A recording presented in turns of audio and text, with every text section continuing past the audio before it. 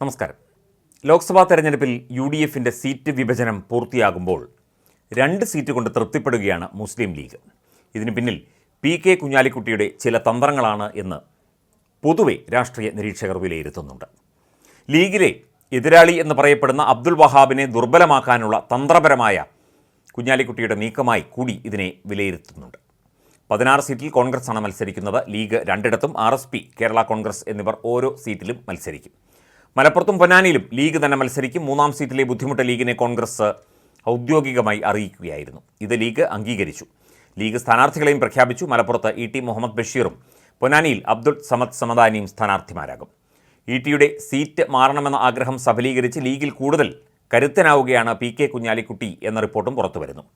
രാജ്യസഭാ seat കിട്ടുമ്പോഴും കുഞ്ഞാലിക്കുട്ടിയുടെ മറ്റൊരു agenda വിജയിക്കും. ഇത് ലീഗ് രാഷ്ട്രീയത്തിൽ കൂടുതൽ പ്രതിസന്ധികൾക്ക് വഴിയൊരുക്കുമെന്നും പൊതുവെ വിലയിരുത്തപ്പെടുന്നു.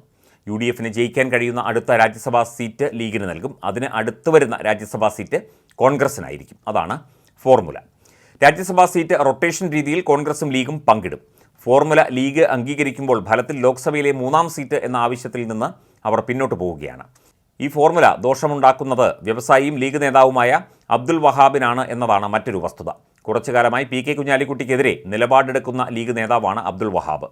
വഹാബിന് രാജ്യസഭാ സ്ഥാനം നഷ്ടമാകാൻ സാധ്യതയൊരുക്കും വിധമാണ് ഫോർമുല എന്ന് പറയപ്പെടുന്നു. ഈ വർഷം ഒഴിവ് വരുന്നത് ലീഗിന് കൊടുക്കും. അതായത് ഉടൻ രാജ്യസഭാ അംഗത്വം ലീഗിന് കിട്ടും. ജൂലൈയിലായിരിക്കും മത്സരം. ജോസ് കെ മാണിയുടെ രാജ്യസഭാ സീറ്റാണ് ഇപ്പോൾ UDF പക്ഷത്ത് ഒഴിവ് വരുന്നത്. UDF പ്രതിനിധിയായി ജോസ് കെ മാണി ജയിച്ച രാജ്യസഭാ സീറ്റാണ് ഇത്. ഇപ്പോൾ ജോസ് കെ മാണി ഇടതുപക്ഷത്താണ്. അതുകൊണ്ട് തന്നെ കോൺഗ്രസിന് അംഗബലത്തിൽ നഷ്ടമുണ്ടാകാതെ രാജ്യസഭാ സീറ്റ് ലീഗിന് കൊടുക്കാൻ കഴിയുന്നു എന്നത് ഒരു വസ്തുതയാണ്. ഇനി 2027 രാജ്യസഭയിലേക്ക് കേരളത്തിൽ നിന്ന് ഒഴിവ് വരുന്നത്.